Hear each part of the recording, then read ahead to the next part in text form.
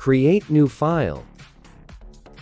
The width of canvas must be 22. Make sure the resolution is at least 300 dpi. Color mode should definitely be CMYK. The background must be transparent. Let's create our design.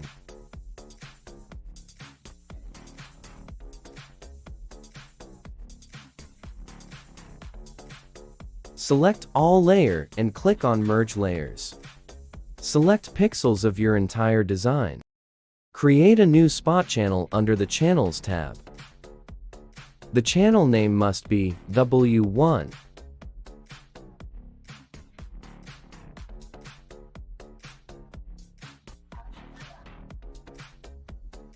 Let's export the design as a TIFF file. Make sure the settings are as shown here.